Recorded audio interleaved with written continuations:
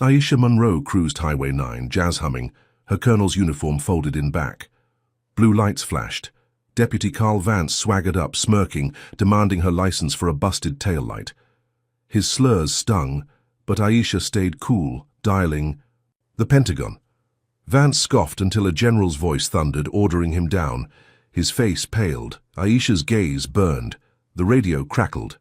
Backup requested. What happens when a racist cop's world flips?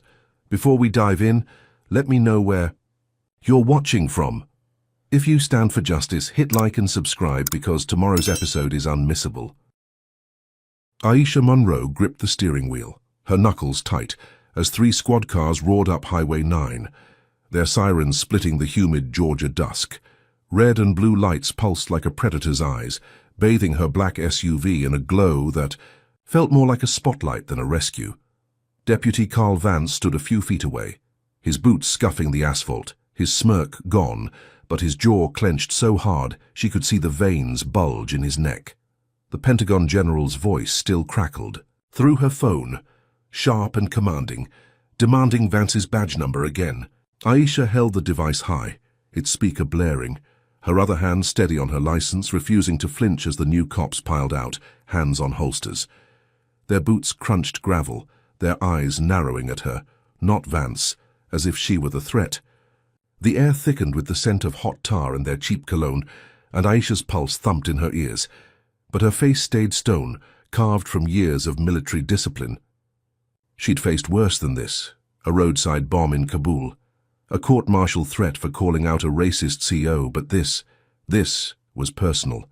A knife twisting in the scar left by her brother's death at the hands of men just like these. The lead cop, a barrel-chested man with a buzz cut and a name tag reading Sergeant Doyle, swaggered forward, his gaze flicking from Aisha to Vance, who was now sweating despite the evening chill. Doyle's lips twitched like he was fighting a grin, but his voice came out gruff. He told Aisha to lower the phone, to step out of the vehicle, to comply. She didn't budge. The general's voice cut through again, naming the Roswell PD's chief, promising a formal inquiry if Vance wasn't reined in. Doyle's eyes widened, just a fraction, but enough for Aisha to catch it. She leaned forward, her voice low but razor-sharp, repeating the general's demand for Vance's badge. "Number," Vance stammered, his fingers twitching toward his belt. But Doyle barked at him to stand down. The other cops shifted, their hands still hovering over their guns, but the general's authority hung heavy, a storm cloud they couldn't ignore. Crowd was forming now, spilling out from the gas station across the road, phones up, lenses glinting in the fading light. Aisha clocked them, teenagers in flip-flops, a trucker with a beer gut, an old woman clutching a grocery bag, their murmurs growing louder, a mix of curiosity and disbelief. Someone shouted, asking what she did, and Vance seized the moment, spinning, toward them, his voice loud enough to carry. He said she was resisting, that she'd mouthed off that she was trouble. Aisha's stomach twisted, but she kept her eyes on him, her phone still raised, the general now demanding the chief's direct line. The crowd's murmurs turned sharp, some nodding at Vance's words, others filming tighter, zooming in on Aisha's calm defiance. A news van screeched into the lot, its antenna wobbling, a reporter in a blazer scrambling out with a mic.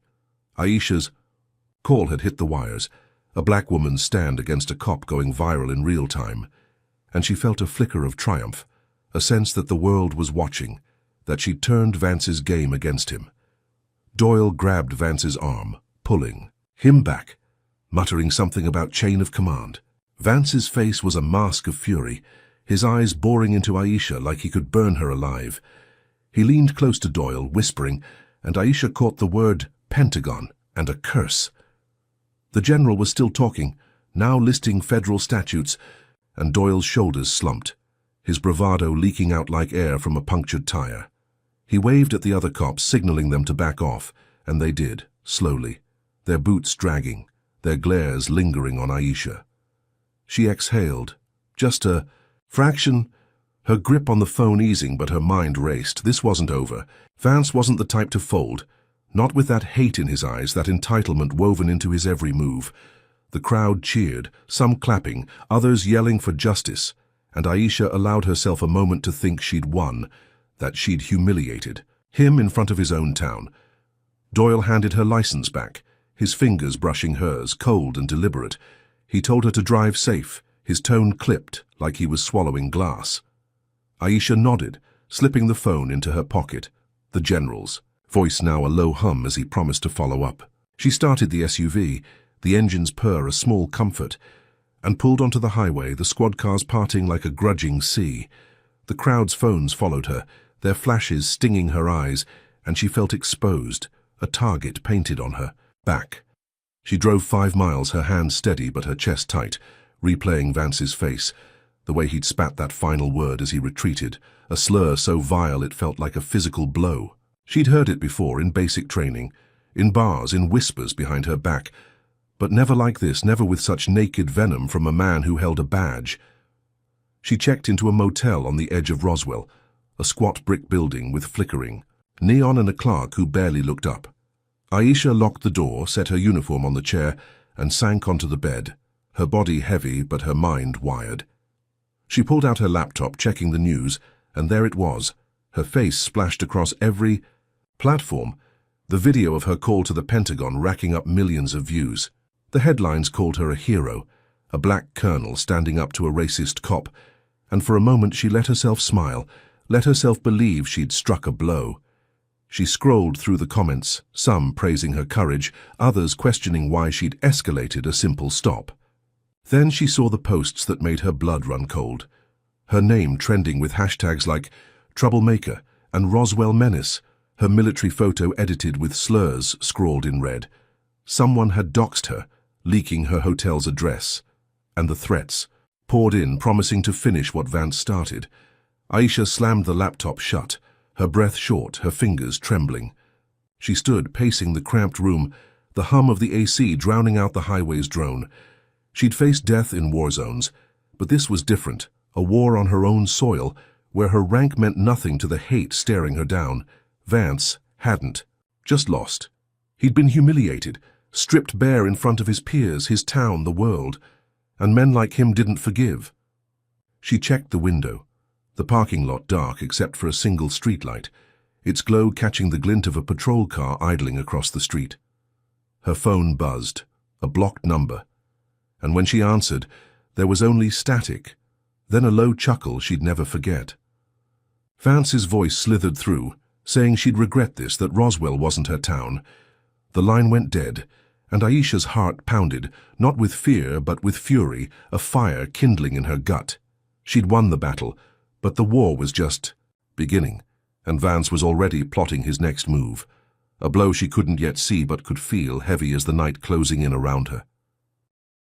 Aisha Monroe woke to her phone buzzing like a swarm of hornets, the screen glowing with notifications that felt like punches.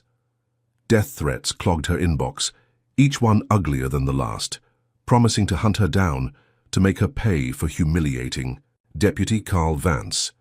She sat up in the motel's sagging bed, the air heavy with mildew and regret, her colonel's uniform still draped over the chair like a silent rebuke. Her face was everywhere online, Twitter, TikTok, Reddit, her Pentagon call looping endlessly, but the comments twisted her triumph into something sinister. Her military photo, the one from her promotion ceremony, was now a meme, slurs scrawled across her chest in jagged red font. Hashtags like Jark Roswell Menace trending with a venom that made her stomach churn. She'd faced enemy fire in Fallujah, but this was a different kind of war, one where her rank was a target, not a shield, and her black skin was the bullseye. She splashed water on her face, the motel's rusty sink groaning, and tried to focus. The threats weren't random, they were coordinated, a digital lynching meant to break her. She traced one to a local blog, Roswell Truth, its posts dripping with lies about her criminal past and anti-police agenda. The blog's IP led to a server tied to Mayor Evelyn Holt, the town's polished queenpin, who smiled for cameras but ruled with an iron grip. Aisha's blood boiled, her fingers itching to fight back, but she knew she needed proof, something solid to turn this smear campaign into a weapon. She dressed jeans, a plain hoodie to blend in, and drove to the Roswell Police Department, her SUV's engine the only sound breaking the dawn's quiet. The station loomed, a new brick fortress funded by Holt's cronies, its American flag snapping in the breeze like a warning. Inside, the desk sergeant, a wiry man with a mustache like a bad Western villain, barely looked up from his coffee. Aisha reported the threats, her voice steady, laying out the blog's lies and the doxing that had her motel's address plastered online. The sergeant shrugged, his eyes cold, saying she'd brought this on herself by making a scene on Highway 9. He leaned back, smirking, suggesting she leave town if she didn't like it. Aisha's jaw tightened, but she didn't snap. She'd learned long ago that men like him thrived on her anger. She left, the station's fluorescent lights buzzing in her ears, her mind racing.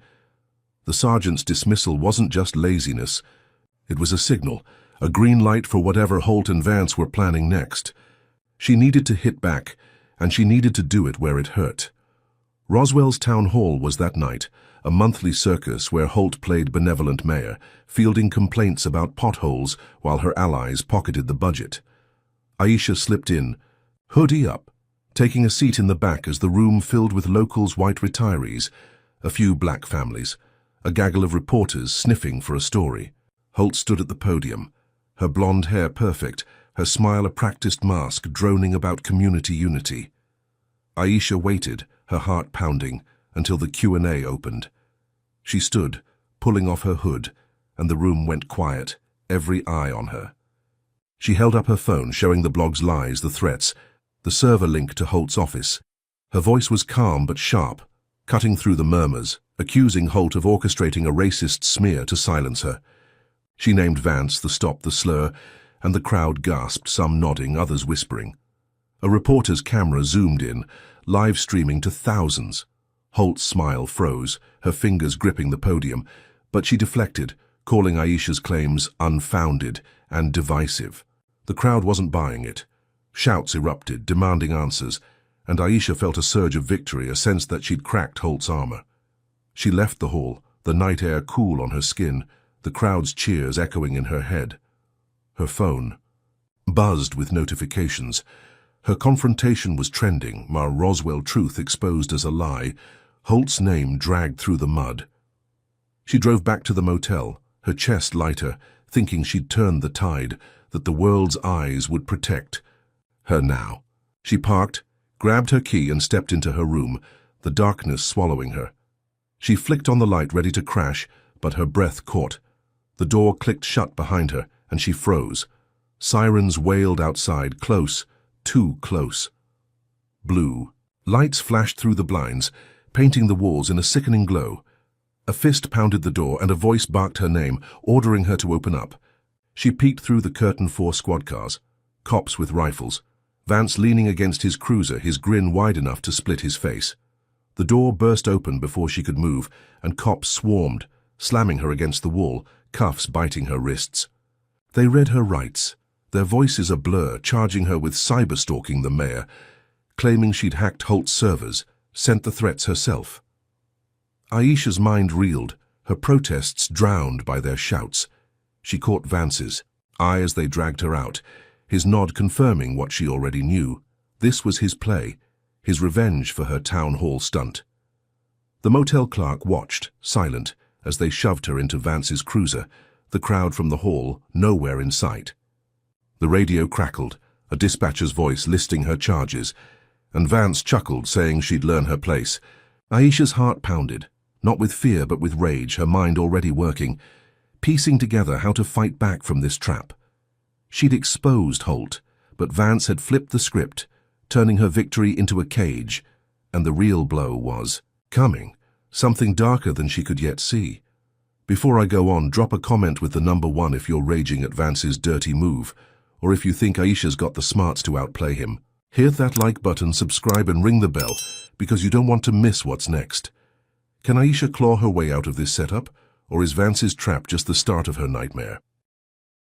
Aisha Monroe's wrists burned under the cuffs as the Roswell jail's steel door slammed shut, the echo swallowed by the dank, concrete cell block. The air stank of sweat and bleach, and the flickering fluorescent buzzed like a dying insect, casting shadows that danced across the graffiti-scratched walls. She stood tall, her hoodie still smelling of the motel's mildew, refusing to let the guards see her flinch. They dragged her in on a trumped-up cyber-stalking charge, deputy. Carl Vance's grin haunting her as the cruiser's door had closed. The guards, two burly men with buzzcuts and sneers, shoved her into a cell, their boots clacking on the floor. One, with a name tag reading Jenkins, muttered about her fancy Pentagon friends not saving her now, while the other, accidentally, lost her intake papers, smirking as he said it'd be days before a judge saw her. Aisha's jaw tightened. Her military training kicking in, she catalogued their faces, their words, every detail a weapon for later. She'd survived worse, like the desert nights when insurgents' rockets lit the sky. But this was a different battlefield, where her black skin made her the enemy. Her cellmate, a wiry woman in her 20s with braids and a bruised cheek, sat on the lower bunk, eyeing Aisha warily. She introduced herself as Tasha, voice low, saying she was in for shoplifting, but didn't sound convinced by her own story. Aisha nodded, keeping her distance, her instincts screaming caution. The cell was barely 8 feet square, with a rusted sink, a toilet that gurgled, and a bunk that creaked under Tasha's slight weight. The guards left, their laughter fading, and Aisha paced, her mind racing. Vance's setup was airtight, framing her for hacking Mayor Holt's servers, twisting her town hall expose into a crime. She needed out, fast, before his next move landed. Tasha watched, then slid a burner phone from her sock, its cracked screen glinting. She whispered that a guard owed her a favor, that Aisha could make one call if she was quick. Aisha hesitated, smelling a trap, but time was bleeding out. She took the phone, her fingers steady, and dialed her Pentagon contact, Colonel Reyes, a grizzled mentor who'd backed her since Kandahar. Reyes answered on the first ring, his voice a lifeline in the cell's suffocating gloom. Aisha kept it brief, explaining the arrest, the lost paperwork, Vance's vendetta. Reyes cursed, promising to pull strings to get her bailed out by dawn. She hung up, slipping the phone back to Tasha, who tucked it away with a nod. Aisha sat on the bunk, her pulse slowing, the faint hope of freedom flickering. Hours crawled. By the cell block's noises, shouts, clanging doors, a distant sob keeping sleep at bay. Tasha talked, sharing scraps of her life, a kid sister, a dead-end job, and Aisha listened, softening, seeing a spark of herself in the woman's grit. Midnight came, then 1, then 2, and Aisha's eyes grew heavy, her body begging for rest. She dozed just for a moment, until a scream snapped her awake. Guards stormed the block, batons out, yelling about a contraband sweep. Jenkins grabbed Tasha, slamming her against the wall, finding the burner phone in seconds. Tasha crumpled, blood trickling from her lip, and whispered to Aisha as they dragged her out. Vance paid her to plant the phone, to set Aisha up. For more charges. Aisha's blood ran cold, her trust shattered, the betrayal a knife in her gut. The guards locked her back in, alone, their smirks saying they knew the score. She sank to the floor, the concrete biting her knees, replaying Tasha's words, the phone, the call. Had Reyes been compromised? Was freedom another lie? Her questions choked her, but the cell block fell quiet, and at 4 a.m, a new guard unlocked her cell, grunting that her bail was posted. Aisha stood, wary, expecting a trick, but the guard led her out through the station's maze to the front desk, where a clerk shoved her belongings at her. Dawn broke over Roswell, the sky a bruised purple, as Aisha stepped into the parking lot. Free but not safe. Her SUV waited untouched, a small mercy. She drove to a new hotel, a chain place off the interstate, its sterile lobby a stark contrast to the jail's filth. She checked in, her fake name a thin shield, and locked the door, her body aching but her mind on fire. She unpacked her bag, expecting her uniform, her wallet, her keys, but froze. The uniform was shredded, its medals torn off, the fabric sliced into ribbons. A note fluttered out, scrawled in black ink. "Leave town, or you're next." Aisha's breath hitched, her fingers tracing the ruined cloth, the weight of her brother's death crashing back, killed by cops, his memory now defiled like her rank. She checked the window, the lot empty except for a familiar cruiser parked across the street, its driver hidden but its message clear. Vance was watching, waiting, his reach deeper than she'd feared. She sank onto the bed, the note crumpled in her fist. Her victory at the town hall a distant memory. The bail, the release, had felt like a win, a sign she'd outmaneuvered him. But Tasha's betrayal and the trashed uniform screamed otherwise. Vance wasn't just playing dirty. He was dismantling her life, piece by piece, using the system as his blade. Aisha's phone buzzed, Reyes texting that he'd pushed the feds to investigate Vance, but her gut twisted. The note's threat wasn't empty. It was a promise, a shadow stretching over her future. She stood, pacing the room, her reflection in the mirror. A stranger's eyes hard, mouth set. A soldier ready for war. She'd been naive to think exposing Holt would stop Vance, to think a Pentagon call could shield her from a town built on hate. Her freedom was a leash, and Vance was already tightening it, his next blow lurking in the silence of the Georgia morning. Aisha Monroe stood in her hotel room, the shredded remains of her colonel's uniform scattered across the bed like a battlefield, the note's threat, "Leave town or you're next," burning in her mind. The air conditioner hummed, but sweat beaded on her brow, not from Georgia's humid dawn but from the fury coiling in her chest. Deputy Carl Vance had crossed a line, defiling her rank, her brother's memory, and she wasn't running. She'd faced ambushes in war zones, stared down death in deserts, but this fight in Roswell's hateful heart was personal.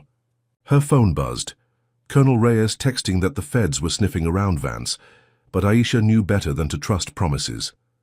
The cruiser outside, Vance's shadow, was proof he wasn't done. She needed to strike, to turn his game against him, and she needed the world to see it. She opened her laptop, the screen's glow stark against the room's dimness, and logged into a secure app her Pentagon techs used for encrypted streams. Her fingers flew, scheduling a live interview with a national news outlet, one that had been hounding her since the Highway 9 video went viral. The anchor, a sharp-eyed woman named Lena Carter, had a rep for grilling corrupt cops, and Aisha trusted her to amplify the truth. By noon, Aisha was in a borrowed conference room at a chain hotel 10 miles out, the city's skyline a faint haze through the window. She wore a crisp blazer, her hair pulled back, every inch the colonel despite the ache in her bones from the jail's concrete floor. The camera's red light blinked, and Lena's voice came through, calm but probing, asking Aisha to recount the stop, the slur, the jail, the betrayal. Aisha didn't hold back. She laid it all bare. Vance's smirk as he spat the slur, the sergeant's shrug at her death threats, Tasha's setup, the shredded uniform. She named Mayor Holt, the blog, the doxing, tying it to a system that shielded men like Vance while crushing black lives like hers. Her voice was steel, but her eyes burned. The memory of her brother's death, a police bullet through his chest fueling. Every word. The stream's chat exploded, hashtags like Justice for Aisha and Fire Vance trending worldwide, millions watching as Aisha held up the note, its scrawl proof of Vance's vendetta. Lena pressed for details, and Aisha delivered, her military precision cutting through the noise, making it impossible to look away.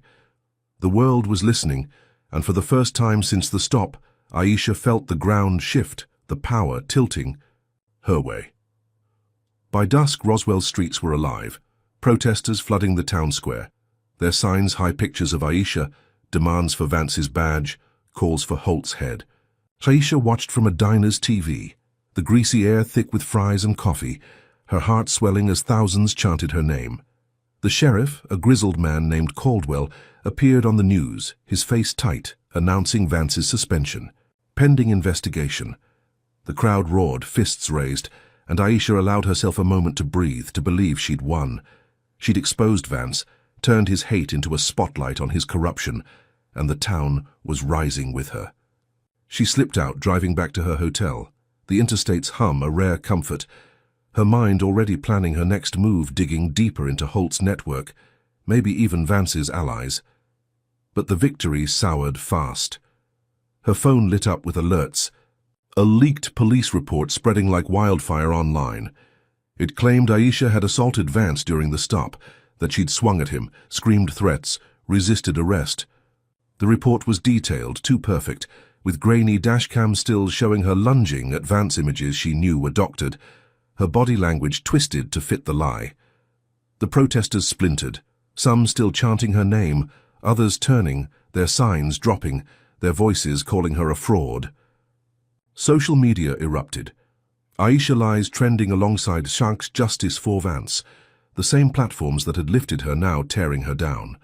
Aisha's chest tightened, her breath short, the betrayal sharper than the jail's cuffs. She'd seen propaganda, before in war zones where truth was the first casualty, but this was personal, a blade aimed at her soul. She drove on, the highway's yellow lines blurring, her mind racing to piece it together. Vance was suspended, but his reach wasn't. Someone had planted the report, someone with access, with motive. She pulled into a gas station, the neon sign buzzing, and checked her SUV, a habit from years of checking for IEDs. Her gut screamed, and she knelt, peering under the chassis. The brake line was sliced, a clean cut dripping fluid onto the asphalt. Her heart pounded, her hands shaking as she called a tow truck, her voice steady despite the panic clawing her throat.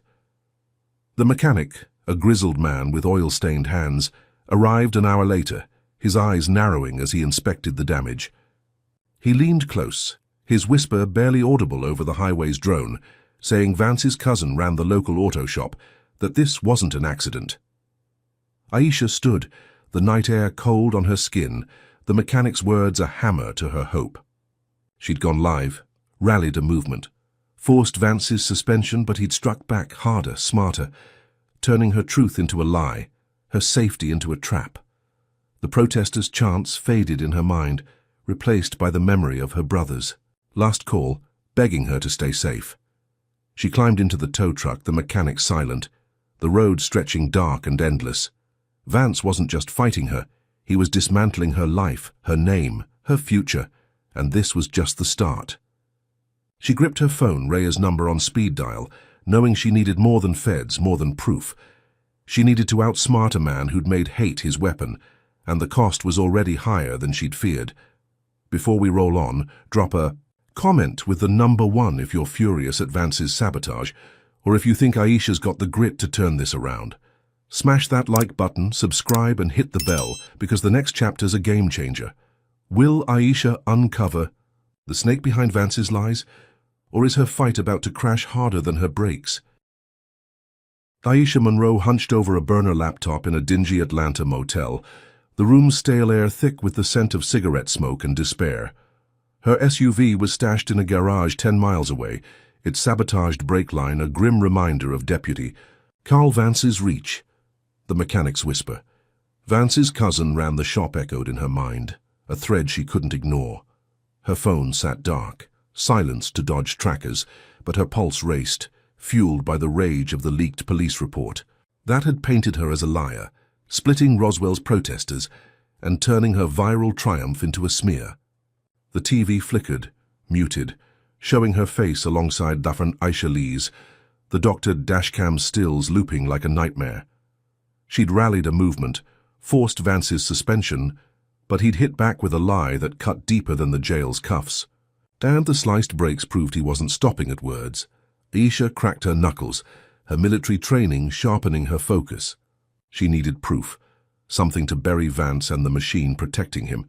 She texted Colonel Reyes, her Pentagon ally, using a secure app, begging for a tech favor. Reyes came through, linking her to a cyber specialist, a wiry ex-Marine named Jamal who could crack systems faster than Aisha could clear a room. Jamal sent her a virtual private network and a hacking toolkit, warning her to stay off the grid. Aisha dove in, her fingers flying over the keys, tracing the auto shop's digital footprint. She found emails buried in a cloud server payments, from Mayor Evelyn Holt's campaign to Vance's cousin coded as consulting fees, but timed with her brake sabotage. The amounts were small, a few $100, but the pattern screamed conspiracy, a breadcrumb trail leading to something bigger. She pushed deeper, hacking into the cousin's bank records, finding transfers to a shell company tied to Holt's office. The shell funded Roswell Truth, the blog that had doxed her, and paid for bots to spread Tundra Aishali's. But the real find was a memo, encrypted but poorly, outlining Holt's cleanup campaign, a plan to drive black families out of Roswell's historic district, using code violations, arrests, and fear. Vance was the muscle, his traffic stops and frame-ups a deliberate purge. Aisha's blood boiled, her breath short. The memory of her brother's death, gunned down by cops in a routine, stopped flashing like a wound. This wasn't just about her. It was a war on her people, and Holt was the general, Vance her rabid dog. Aisha needed to go public, but not recklessly. She contacted a journalist, Priya Khan, whose exposé on police corruption had rattled Atlanta's elite. Priya met her in a dive bar, its neon buzz drowning out their whispers. Aisha handed over a USB with the emails, memo, and bank records, her voice low but fierce, urging Priya to blow it wide open. Priya's eyes gleamed, promising a front page. Story by morning. Aisha left, the night air sharp, her chest lighter. She drove to a new safe house, a cramped apartment loaned by a military buddy. Its walls paper-thin, but its locks solid. At dawn, Priya's story hit, a bombshell in the Atlanta Journal-Constitution tying Holt to the cleanup campaign, Vance to the sabotage, and the shell company to a network of racist donors. Social media erupted. Jacques Roswell exposed trending, Holt's face plastered next to Aisha's. Protesters swarmed City Hall, demanding Holt's head, and by noon, Holt resigned. Her tearful press conference, a masterclass in crocodile tears. Aisha watched from the safe house, a rare smile breaking through, thinking she'd cracked the conspiracy's spine. But the victory was a mirage. Her phone buzzed, a news alert flashing Roswell PD had declared her a person of interest in a federal probe, labeling her a domestic terrorist for allegedly hacking Holt's servers. Aisha's heart sank, her laptop screen showing her face on every channel, the same doctored dashcam stills now paired with grainy security footage of her at the bar with Priya. The story twisted her evidence into a crime, claiming she'd fabricated the memo to frame Holt. Aisha called Priya, but the line was dead. She checked the journalist's Twitter gone, account deleted. The Journal-Constitution's website had pulled the story, a bland editor's note citing inaccuracies. Aisha's safe house felt like a trap, its walls closing in, the city's hum a predator's growl.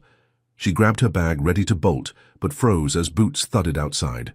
A battering ram splintered the door, and a SWAT team stormed in, rifles up, flashlights blinding her.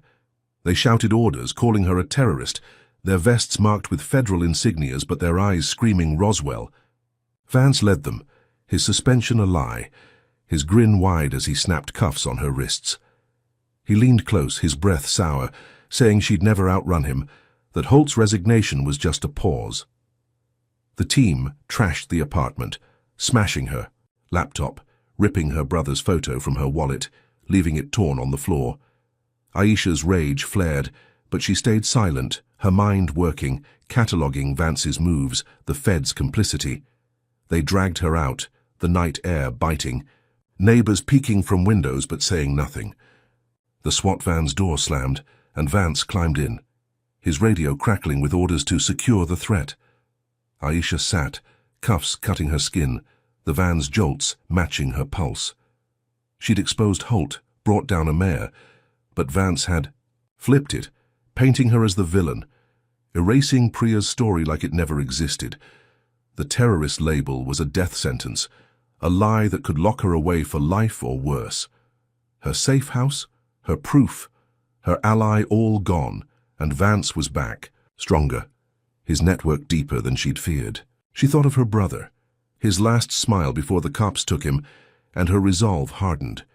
She'd been naive to think a news story could stop this machine, to believe Holt's fall would end the fight. The van slowed, the city's lights fading, and Aisha knew the real blow was coming. A darkness she couldn't yet see but could feel, heavy as the cuffs chaining her to Vance's war. Aisha Monroe sat shackled in a federal holding cell, the concrete walls slick with damp, the air rank with mold and desperation. The SWAT raid's chaos lingered in her mind, Deputy Carl Vance's grin as he cuffed her, the trashed safe house, her brother's torn photo bleeding ink on the floor, the terrorist label pinned to her name, burned worse than the cuffs biting her wrists, a lie that turned her exposé of Mayor Holt's racist campaign into a federal crime. The cell was a tomb, 10 feet by 6, with a steel bunk, a gurgling toilet, and a single bulb flickering like a dying star. Aisha's hoodie clung to her skin, soaked from the van's humid cage, but her eyes stayed sharp, scanning for weaknesses, her military training a lifeline in this hell. She'd survived ambushes in Mosul, outsmarted warlords in Kandahar, but Roswell's war was dirtier, its rules written in hate. The guards were ghosts, their boots echoing in the corridor, their faces hidden behind visors. They slid her meal's grey slop that tasted like ash through a slot, but twice the food turned her stomach, cramps twisting her gut like a blade. She caught a guard's smirk, his whisper about special seasoning, and knew it wasn't an accident. Poison, subtle but deliberate, meant to weaken her, to break her before Vance's next move.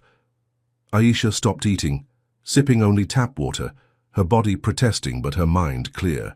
She paced, 3 steps one way, 3 back, piecing together the raid, the vanished journalist Priya, the scrubbed story. Vance wasn't just a rogue cop, he was a cog in a machine, and the Fed's involvement screamed a deeper rot. She needed out, needed to turn this trap into a counter-strike. But the cell's walls offered no answers, only silence. A new guard appeared on the 3rd day, a young black man named Marcus, his eyes less cold than the others. He lingered at the slot, passing her a water bottle, his fingers brushing hers, slipping a folded note. Aisha unfolded it later, under the bunk's shadow, reading a single line.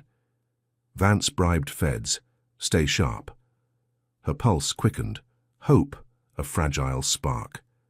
Marcus was a risk, maybe a plant, but his warning matched her gut. Vance's suspension was a sham, his influence buying silence, maybe even her death. She watched Marcus, studying his routine, his glances, the way he avoided the other guards, huddles. On his next shift, she whispered through the slot, asking for a favor, her voice steady but urgent. Marcus hesitated, then nodded, saying he'd try, but she saw the fear in his eyes, the weight of defying a system that crushed men like him. Days blurred, the cells damp, seeping into her bones, but Aisha stayed vigilant, rationing her strength, her mind mapping every sound, the guards' shifts, the clang of keys, the hum of cameras. The cramps faded, but hunger gnawed, her vision blurring at the edges. She thought of her brother, his laugh, his dreams of opening a bar cut short by a cop's bullet. The memory fueled her, a fire against the cold. Marcus returned at midnight, his face tight, sliding a tray with a hidden pen and paper. Aisha scribbled a coded note to Colonel Reyes, her Pentagon ally, using a cipher they'd devised in Iraq coordinates, names, Vance's bribes. She passed it back, Marcus pocketing it with a nod, his whisper promising delivery.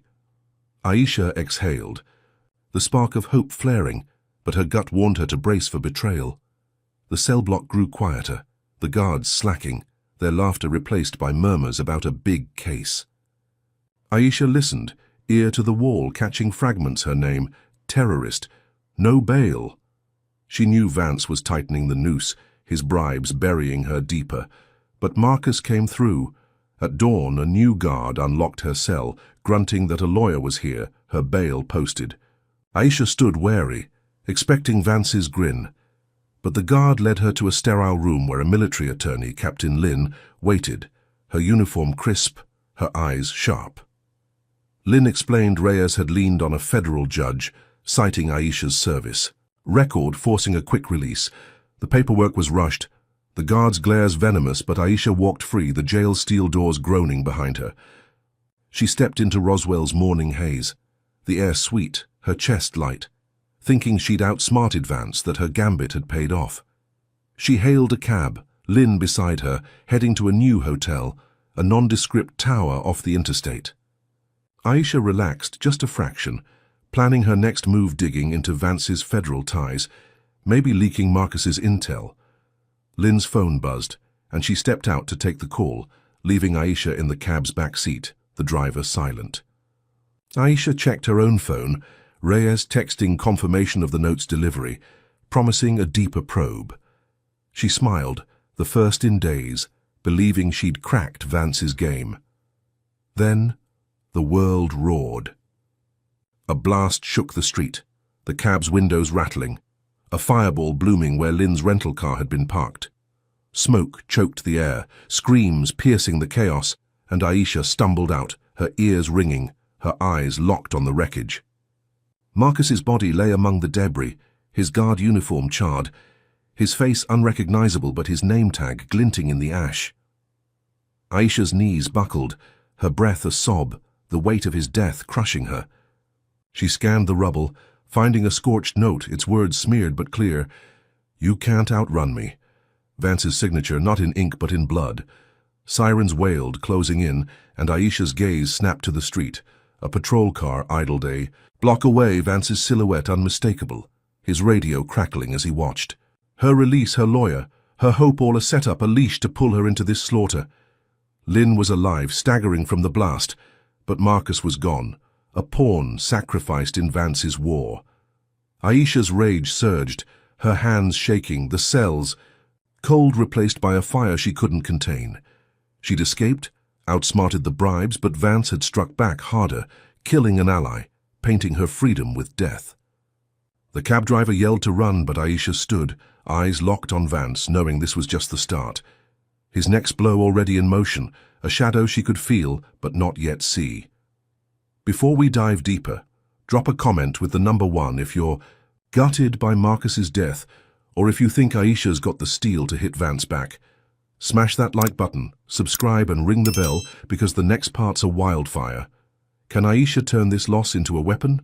Or is Vance's next strike about to bury her for good? Aisha Monroe crouched in the shadows of Atlanta's underbelly, the city's pulse a distant throb through the boarded-up windows of a safe house tucked in a forgotten alley.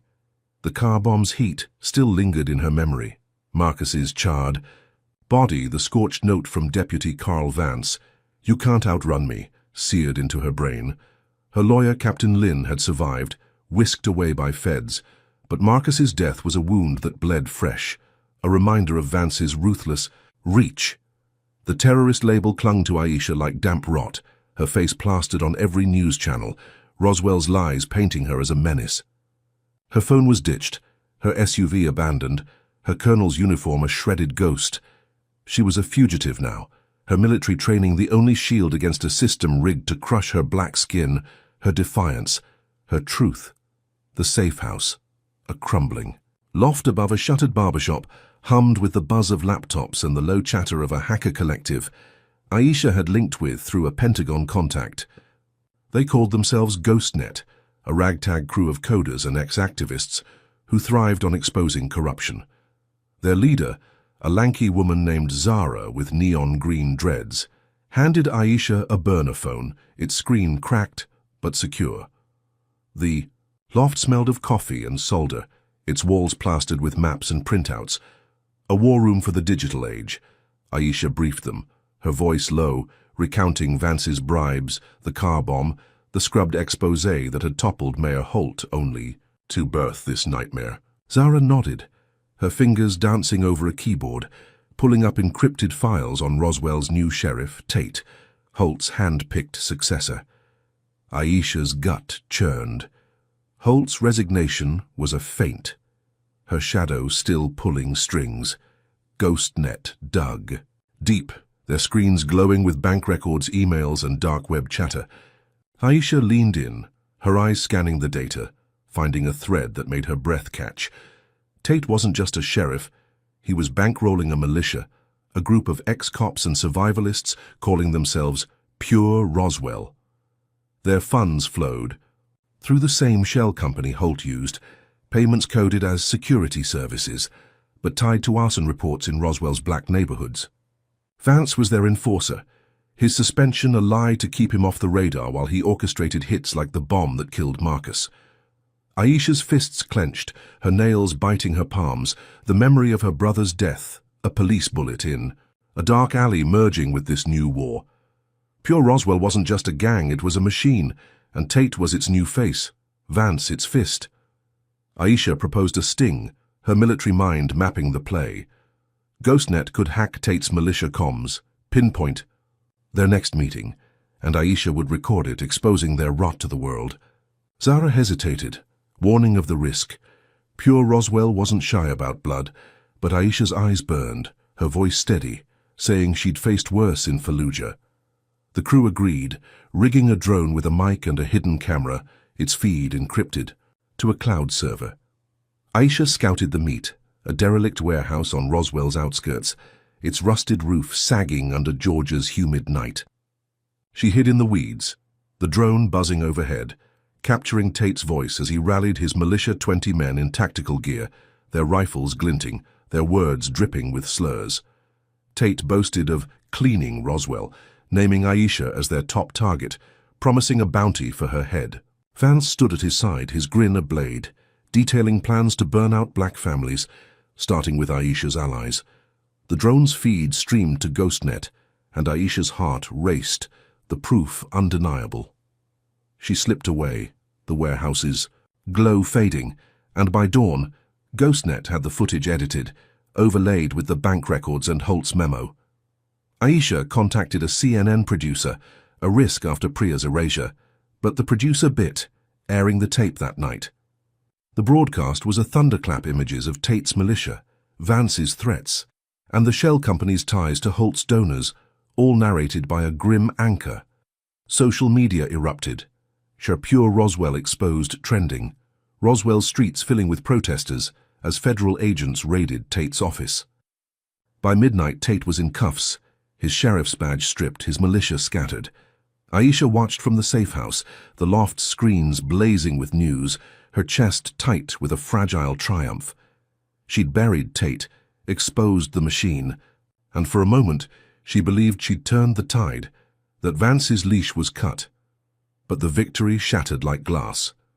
Her burner phone buzzed, a text from an unknown number. "Check the news." Aisha's stomach dropped, her fingers trembling, as she opened a breaking alert. Pure Roswell had struck back, kidnapping her elderly mother Ruth from her Atlanta home. The TV showed grainy footage masked men dragging Ruth into a van, a militia logo spray-painted on her door. A note pinned to the porch demanded Aisha reveal GhostNet's names, or Ruth would die. Aisha's knees buckled, her breath a sob, the loft's hum fading as her world narrowed to her mother's face. Frail but fierce, the woman who'd raised her through grief and war. Zara grabbed her shoulder, urging her to breathe, but Aisha's eyes were locked on the screen, a new call coming through. Vance's voice slithered from the speaker, his laugh a venomous rasp, saying Ruth was safe for now, but only if Aisha knelt, gave up her hackers, surrendered her fight. A drone's buzz cut the call short, its shadow crossing the loft's window, its camera glinting in the moonlight. Aisha stood, her hands shaking, rage and fear warring in her gut. The militia's move was bold, personal, a blow that dwarfed. The car bomb, the jail, the lies. She'd taken down Tate, exposed their rot, but Vance had flipped it, turning her victory into a hostage crisis, her mother's life the price. The safe house felt like a cage, GhostNet screens a mocking glow, the city's pulse a predator's heartbeat. Aisha thought of her brother, his blood on a cop's hands, and now her mother, caught in the same hate. She'd been naive to think a broadcast could stop Vance, to believe Tate's arrest would end the war. The drone circled, its hum a warning, and Aisha knew the next blow was coming, a darkness deeper than she could fathom, its weight already crushing her resolve. Aisha Monroe's heart pounded like a war drum, the Atlanta safe house's dim glow fading, as Deputy Carl Vance's voice echoed in her mind, his chilling laugh promising her mother's death unless she betrayed GhostNet. The drone's buzz outside the loft had stopped, but its shadow lingered, a predator's eye tracking her every move. Ruth, her mother, was in the hands of Pure Roswell, the militia bankrolled by Sheriff Tate, whose arrest Aisha had orchestrated, only to be slapped with this gut punch. The TV replayed the kidnapping footage masked men hauling Ruth, frail but defiant, into a van, her front door defaced with a militia logo. Aisha's hands shook, her military training warring with the raw panic of losing the woman who'd raised her through her brother's murder, through war zones, through every storm. Zara, GhostNet's leader, urged her to sit, but Aisha paced, the loft's creaking floorboards matching her pulse. She'd taken down Tate, exposed Vance's network, but this was personal, a blow that dwarfed the car bomb, the jail, the lies. Vance's text had named the meet an abandoned mill 10 miles. Outside Roswell midnight alone, Aisha knew it was a trap, but Ruth's life hung in the balance and she'd rather die than let her mother pay for her fight. GhostNet offered to hack the mill's grid to blind Vance's tech, but Aisha refused to risk their names. Not after Marcus's death. Instead, she devised a plan, her colonel's mind slicing through the fear. She contacted Colonel Reyes, her Pentagon ally, via encrypted line, begging for a secure stream. Reyes delivered, linking her to a military satellite feed. Aisha rigged the mill with micro cameras, their lenses hidden in rusted beams, streaming. Live to Reyes's team. She'd trade for Ruth, but she'd make sure the world saw Vance's truth, even if it cost her everything. The mill loomed under a moonless sky, its skeletal frame reeking of oil and decay, the Chattahoochee rivers murmur a faint pulse in the distance. Aisha arrived early, her boots silent on the gravel, a concealed knife strapped to her ankle, her hoodie masking her face.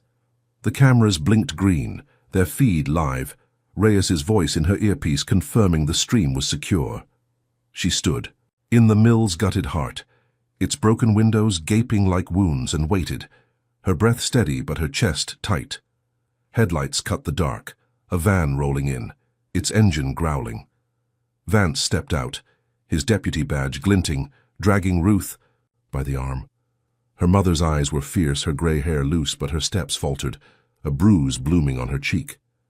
Aisha's rage flared, her fists clenching, but she stayed cool, raising her hands to show compliance.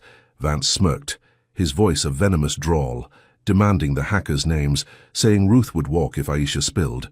She lied, feeding him a fake list, her words slow to keep him talking, the cameras catching every slur, every threat.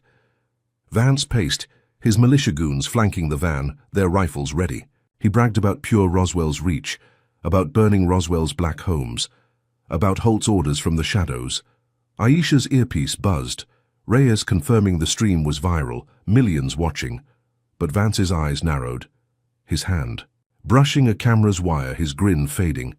He smelled the trap, his voice a snarl as he shot the cameras, their feeds cutting to static. Aisha lunged, but Vance was faster, his fist cracking her jaw, her vision sparking. He kicked her ribs, the pain a white-hot blaze, and dragged Ruth back to the van, shouting for his men to move. Aisha stumbled to her feet, blood dripping, her knife out, her training overriding the pain.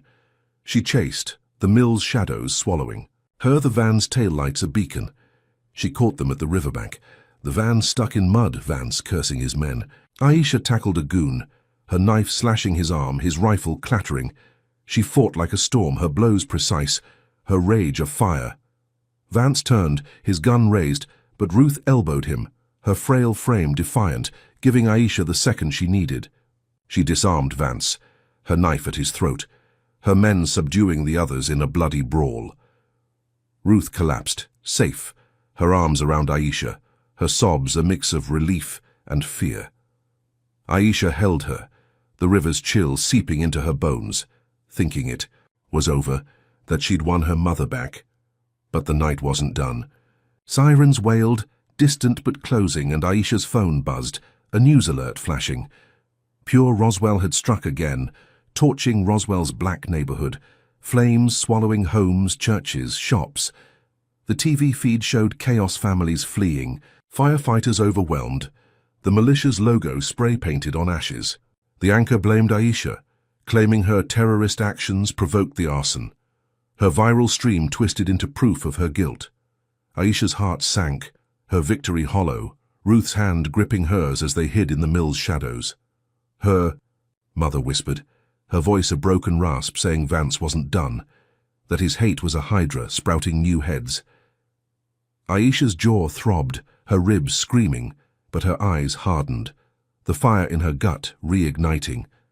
She'd saved Ruth, but Vance had flipped it, turning her rescue into a city's ruin, her name a curse on Roswell's lips. Before we charge into the next chapter, drop a comment with the number 1 if you're stunned by Vance's arson spree, or if you believe Aisha's got the strength to rally against this chaos. Hit that like button, subscribe and ring the bell, because the next part's a powder keg. Can Aisha rise from these ashes to fight back, or will Vance's flames consume everything she loves? Aisha Monroe knelt beside her mother, Ruth, in the abandoned mill's shadows. The Chattahoochee River's murmur drowned by the distant wail of sirens and the acrid stench of smoke from Roswell's burning black neighborhood. Pure Roswell's. Arson, spree churches, homes, dreams, reduced to ashplate on Aisha's cracked phone. The news pinning the blame on her, twisting her rescue of Ruth into a terrorist's provocation. Deputy Carl Vance had struck again, his militia's logo sprayed on the ruins, his hate turning Aisha's victory into a city's nightmare. Ruth's hand trembled in hers, her mother's bruised face etched with fear, but also defiance, whispering that they had to fight, that Roswell's people deserved better. Aisha's ribs ached from Vance's blows, her jaw throbbing, but her colonel's resolve burned brighter, a fire forged in her brother's blood, in Marcus's death, in every slur and lie. She'd saved Ruth, but Vance had flipped it, torching a community to bury her name, and she wasn't letting him win. Aisha helped Ruth to a safe house, a church basement in Atlanta's West End, its pews dusty, but its pastor, Reverend Ellis, a steel-eyed ally who'd marched against police brutality. Ellis hid Ruth, promising protection, while Aisha rallied Roswell's black residents, her voice hoarse but fierce, spreading word through encrypted apps and whispered meets. She called for a march, a stand to demand Vance's arrest, to reclaim their burned homes, to show the world Roswell's truth. By dawn, the plan was set. A peaceful protest at noon, starting at the torched First Baptist Church, ending at City Hall. Aisha worked with community leaders, young activists and elders, their faces a mix of grief and grit, their stories of Vance's stops, Holt's evictions, and Tate's militia a mirror to her own fight. She taught them military tactics, stay tight, signal threats, live stream everything to keep the march safe, knowing Vance would strike. The sun blazed high, Georgia's humidity a wet fist, as thousands gathered at the church's blackened steps, its steeple a charred skeleton. Aisha stood at the front, her hoodie swapped for a borrowed blazer, her eyes scanning the crowd, mothers with strollers, teens with signs, veterans saluting her rank. They chanted her name, Emma, justice for Aisha, mixing. With Sacha Roswell rises, their phones streaming to millions online. Aisha spoke, her voice cutting through the heat, naming Vance's crimes, the stop, the bomb, the arson, tying them to a system that shielded him while burning their homes. The crowd roared, fists high, their march snaking through Roswell's streets, past smoldering ruins and shuttered shops, toward City Hall's gleaming facade. News vans trailed, their cameras hungry, and Aisha felt the world's eyes, a fleeting hope that this stand could break Vance's grip. Federal agents appeared, their SUVs flanking the march, their radios crackling. Aisha tensed, expecting a raid, but they moved on Tate's militia, raiding safe houses based on her CNN expose. Word spread militia members were in cuffs, their weapons seized, and Vance was cornered, his name toxic even to his allies. The crowd cheered, their chants louder, City Hall looming as they demanded the sheriff's action. Aisha's chest swelled, her pain fading, thinking she'd done it, rallied a city. Trapped Vance turned ash into power. She hugged a teen activist, their tears mixing, believing the tide had turned, that Roswell was theirs again. But hope was a cruel bait. A crack split the air, a sniper's bullet tearing through the crowd, striking a marcher, a young father named Jamal, his sign clattering as he fell, blood pooling on the asphalt. Screams erupted, the march fracturing, phones dropping as panic swallowed the chance. Aisha dove, shielding Ruth's friend, her eyes scanning rooftops, spotting a glint on a bank's roof. The feds froze, their radios silent, and Aisha knew Vance had hired the shooter, a final twist of the knife. The crowd scattered, some running, others kneeling by Jamal, his wife sobbing over his still form. News cameras zoomed, the headlines shifting, calling it a riot, sparked by Aisha's reckless march. The feds pivoted, their SUVs blocking the square, their megaphones ordering dispersal, naming Aisha as the instigator. Her phone buzzed, a hacked alert flashing. Vance had cracked her burner, broadcasting her location to every cop in Georgia. Sirens wailed, closing in, their lights a red-blue noose. Aisha grabbed Ruth's friend, pulling her through an alley, her boots splashing in puddles, bullets pinging off brick. Her allies vanished, the crowd's unity shattered, the city's ruins, a mocking backdrop. She ducked behind a dumpster, her breath ragged, her mind racing. The sniper, the hack, the Fed's betrayal. It was Vance, always Vance, turning her stand into a slaughter, her name into a warrant. Her phone showed the news, Aisha riot trending, Jamal's death pinned on her, the Feds issuing a fugitive alert. She smashed the device, its screen splintering, and ran. The city's heat a furnace, her allies gone, her mother's words echoing. Fight, always, fight. Aisha's ribs screamed, her vision blurring, but she kept moving. The alley's shadows, her only cover. She'd rallied thousands, trapped Vance's militia, but he'd struck back harder, deadlier. A single bullet undoing her work, a hack turning her into prey. The march's power was ash, like the homes he'd burned, and Aisha was alone, a fugitive in a city that hated her. She thought of her brother, his last stand against a cop's gun, and her resolve hardened. Vance had won this round, but she wasn't done. The sirens grew louder, the city's pulse a hunter's beat, and Aisha knew the next blow was coming, a trap tighter than any she'd faced, its jaws already closing. Aisha Monroe crouched in the damp basement of a Roswell church, the air thick with the scent of old hymnals and mildew, her breath shallow as sirens wailed above. The march's collapse. Jamal's blood on the asphalt, the sniper's bullet, deputy. Carl Vance's hack exposing her location had turned her into a fugitive, her name cursed as the cause of Roswell's riot. Her ribs throbbed from the mill fight, her hands still trembling from smashing her phone to dodge Vance's trackers. The city's black neighborhood lay in ashes, her mother safe but shaken, and her allies scattered, their hope crushed by the Fed's warrant. The church's pastor, Reverend Ellis, had hidden her, his whispered prayers a faint shield against the chaos, but Aisha's military mind was already working, her resolve a fire stoked by her brother's death, by Marcus, by Jamal. Vance had turned her stand into a slaughter, but she wasn't done. She'd hit him where it hurt. One last time. The basement hummed with GhostNet's gear, smuggled in by Zara, the hacker crew's leader, who'd risked her own neck to rejoin Aisha.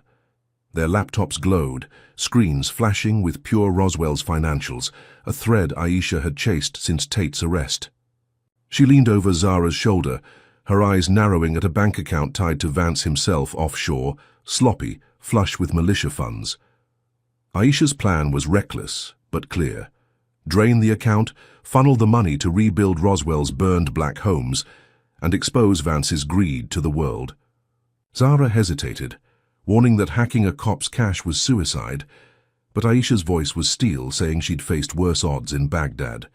The crew dove in, their fingers flying, cracking the account's encryption in hours, siphoning millions, into a trust for Roswell's victims. Aisha watched the transfer complete, her pulse racing, the numbers a lifeline for the families Vance had ruined. GhostNet didn't stop there. They hacked Vance's email, finding boasts of the sniper hit, orders to frame Aisha and ties to a federal mole who'd buried her exposé. Aisha packaged it, all bank records, emails, the sniper's contract, and leaked it to global outlets, from BBC to Al Jazeera. By dawn, the story broke, a tidal wave online, few Vance exposed trending, the trust fund hailed as a miracle, Aisha's face no longer a fugitive's, but a hero's. Protesters flooded Roswell again, their signs now praising her, their chants shaking City Hall. The feds paused her warrant, their radios buzzing with confusion, and news hit that Vance was suspended again, his offshore account a scandal too big to bury. Aisha exhaled, slumped against the basement's cold wall, her body aching but her spirit soaring. She'd turned Vance's money into hope, his lies into truth, and for a moment she believed she was safe, that Roswell was hers again. But victory was a lie Vance wielded like a blade. The church's lights flickered, the basement door splintering as a rogue SWAT team stormed in. Their rifles up, their vests unmarked, but their eyes screaming, Roswell. Vance led them, his badge glinting, his grin a predator's bared teeth, the suspension a sham to lure Aisha out. He shouted that she was under arrest for theft, for hacking his account, his voice booming for the livestream he'd rigged, broadcasting her crime to millions. The team grabbed Zara, slamming her to the floor, her laptop crunching under a boot. Aisha fought, her fists connecting, but a baton cracked her skull, blood trickling into her eyes. Vance loomed, his gun drawn, and fired, the bullet tearing. Through Zara's shoulder, her scream a knife in Aisha's gut. The SWAT team pinned Aisha, cuffs snapping tight, the live stream cutting as Vance leaned close, his breath sour, saying she'd pay for every cent she stole. The basement spun, Aisha's vision blurring, her body a map of pain, ribs, jaw, now her head, each blow a testament to Vance's hate.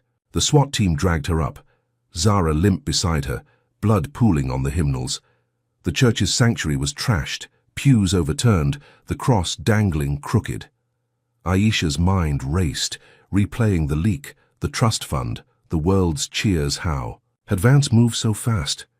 The feds paused, the protests all bait to flush her out, to let him strike in plain sight. Her brother's face flashed, his last stand against a cop's gun, and now Zara, another casualty in Vance's war. The SWAT van waited outside, its doors gaping, the city's lights a mocking glow. Aisha stumbled, her cuffs cutting, but her eyes locked on Vance, cataloguing his smugness, his gun, his team.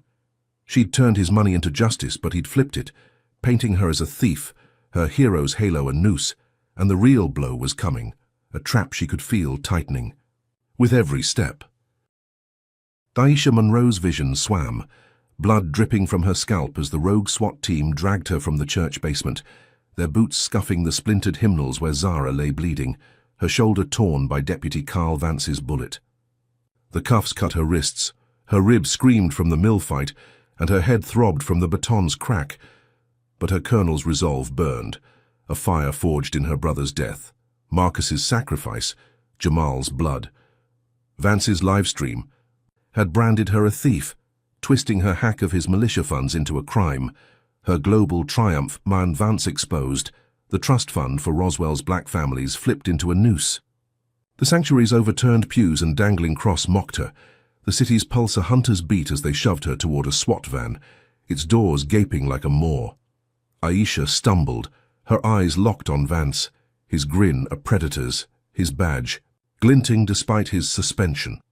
She'd turned his money into justice, but he'd struck back harder, deadlier, and she knew this raid was just the prelude to his final blow. The van's interior stank of oil and sweat, its benches cold. As Aisha was thrown in, Zara slumped beside her, barely conscious, her green dreads matted with blood. The SWAT team piled in, their rifles clattering, their radios silent, no official chatter, just Vance's orders, his voice a venomous rasp.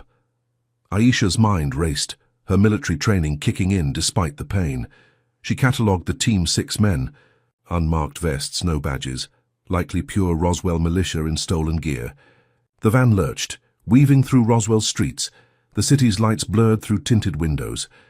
Aisha tested her cuffs, the metal unyielding, but her fingers brushed Zara's, a faint squeeze signaling life. She whispered, urging Zara to stay awake, promising they'd get out, but her gut churned. Vance wasn't taking them to jail. This was an execution, staged for his live stream's millions, a spectacle to bury her forever. The van slowed, gravel crunching, and Aisha's earpiece, hidden since the mill, crackled Colonel Reyes, her Pentagon ally, his voice faint but urgent, saying he was tracking her, that the live stream was backfiring, trending as Vance lies. Aisha's heart flickered, hope a fragile spark. She needed to stall, to turn Vance's show into her weapon. The doors swung open, the team yanking her out into a junkyard, its rusted hulks looming under a starless Georgia sky. Vance stood, his gun drawn, the live stream camera rigged on a tripod, its red light blinking. He ranted, calling Aisha a terrorist, a thief. His slurs a vicious chant, but his eyes darted nervous as if he sensed the tide shifting. Aisha straightened, blood crusting her brow, and taunted him, her voice steady, naming his bribes, the bomb, the sniper, daring him to confess for the world. Vance lunged, his fist grazing her jaw, but Aisha dodged, her training a reflex despite the cuffs. She kicked a goon's knee, dropping him, and head-butted another, her skull ringing but her will unbroken. The team swarmed, their batons swinging, But Aisha fought like a cornered wolf, her blows precise, her rage a storm. Zara stirred, tripping a guard, giving Aisha a second to grab a dropped rifle. She fired at the camera, its lens shattering, the live stream cutting to black. Vance roared, his gun raised, but Aisha dove behind a car husk, the junkyard a maze. Of cover, she uncuffed herself with a dead guard's key, her wrists raw, and freed Zara, dragging her to safety, their breaths ragged, the team's shouts closing in. Aisha's earpiece buzzed, Reyes saying GhostNet had hijacked Vance's stream, broadcasting his rant, his slurs, his confession of pure Roswell's crimes to every platform, crashing servers worldwide. Vance is done trended, millions watching as Roswell's protesters rallied anew, their chants shaking the city. Aisha smiled, blood on her teeth, thinking she'd won, that she'd buried Vance in his own hate. She patched Zara's wound with a torn sleeve, whispering they'd make it, and slipped through the junkyard, the rifle heavy in her hands. Sirens wailed, not Roswell's but federal, their lights cutting the dark. A Pentagon chopper roared overhead, its spotlight pinning Vance's team, feds swarming, cuffing his men, their rogue vests no shield. Aisha stood, raising her hands, expecting rescue, believing the world's eyes had saved her. But Vance wasn't done. A blast shook the earth, a fireball erupting 10 miles away, the Pentagon's local office reduced to rubble, its glow a wound in the night. Aisha's phone, snatched from a guard, buzzed a text from Vance. "You're next." She spun, spotting him in the chaos, slipping into a Fed's SUV, his grin untouched as he vanished. The chopper's radio crackled, confirming Colonel Reyes was dead, his team decimated in the blast. Aisha's knees buckled, her breath a sob, the weight of Reyes's loss, her mentor, her rock crushing her.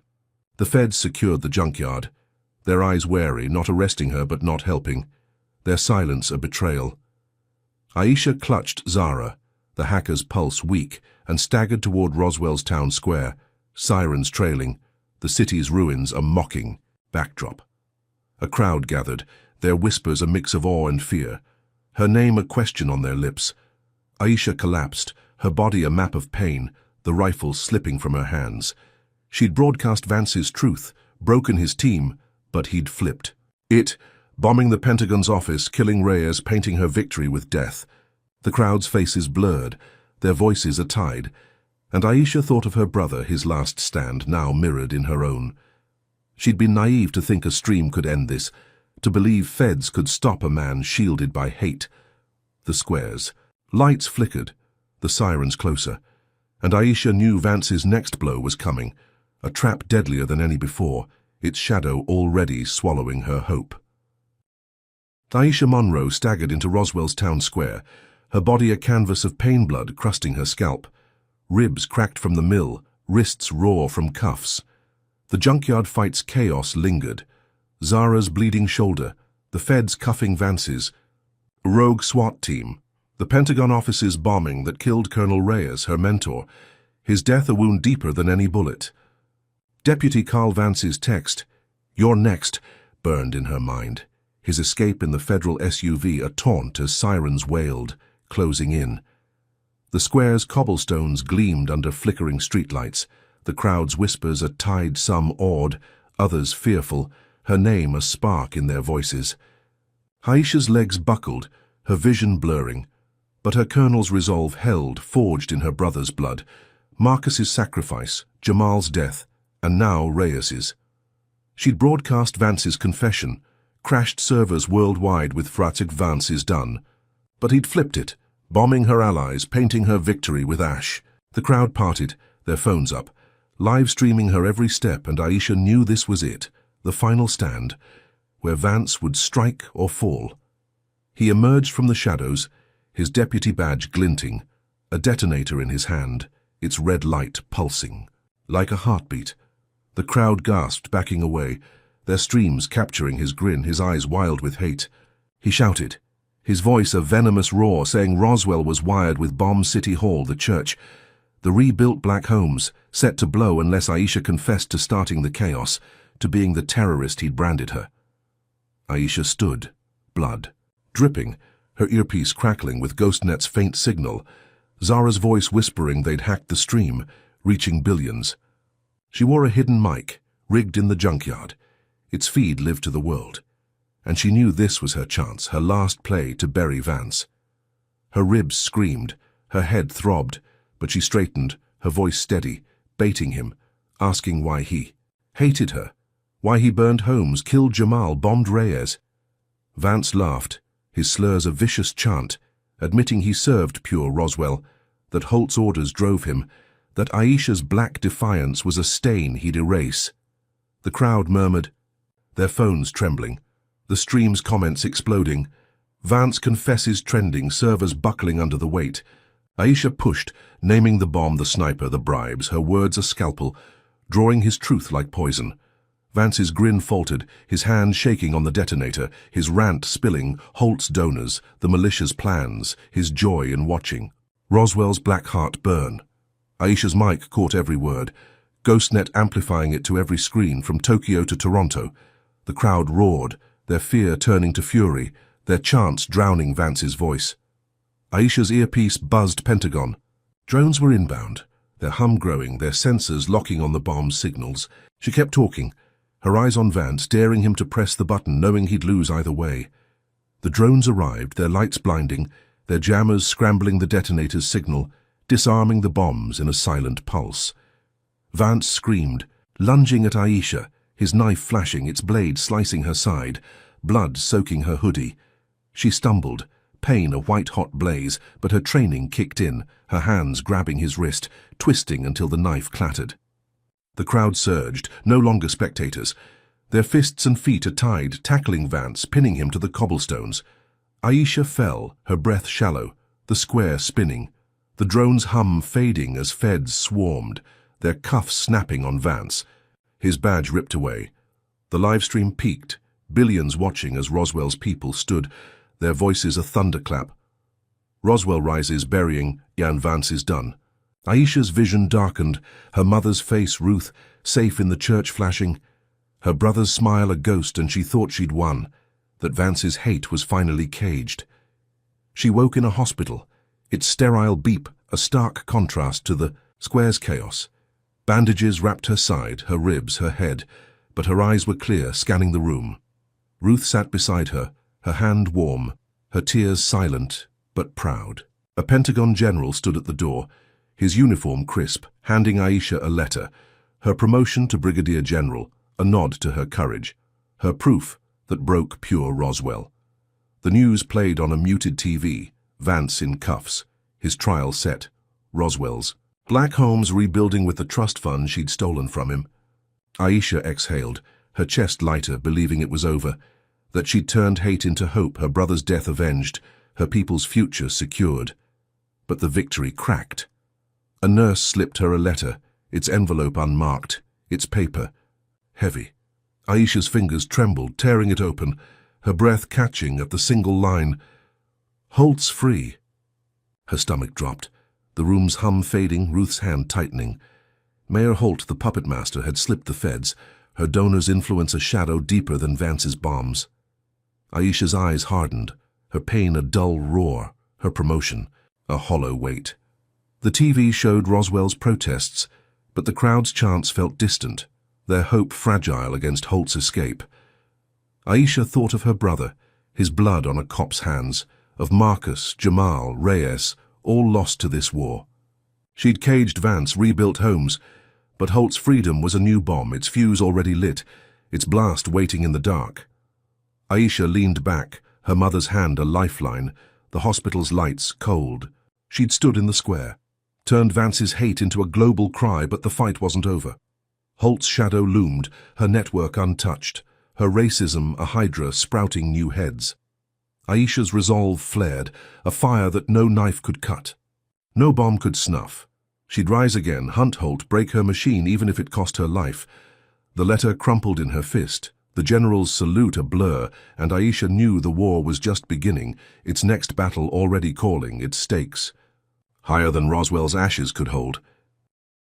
Aisha Munro's battle in The Colonel's Reckoning teaches us that systemic racism is a relentless beast, embedded in power structures like police, media, and politics, striking hardest at those who dare resist. Her story shows resilience. Isn't just surviving. It's fighting back with strategy, turning hate's weapons against it even when the cost is personal, like losing allies or family's safety. Aisha's use of technology hacking streaming reveals how truth can amplify justice, but only if wielded fearlessly, as lies spread faster than fire. Yet the escape of Mayor Holt underscores a grim truth. Defeating one racist foe doesn't dismantle the machine. It adapts, slinking into shadows for the next strike. Aisha's promotion and Roswell's rebuilt homes prove victories are possible, but they're fragile, demanding constant vigilance. Her refusal to break, despite bombs, betrayal, and blood, inspires us to stand firm, to build community against division, to keep fighting when hope feels like a lie. The lesson is clear. Racism's roots run deep, but so does courage, and the fight for justice is a war, not a battle. Drop a comment with your thoughts. How do you keep pushing against injustice in your world? Hit like, subscribe, and share to spread Aisha's fire. Thank you for joining this journey. May you find strength to stand tall against hate.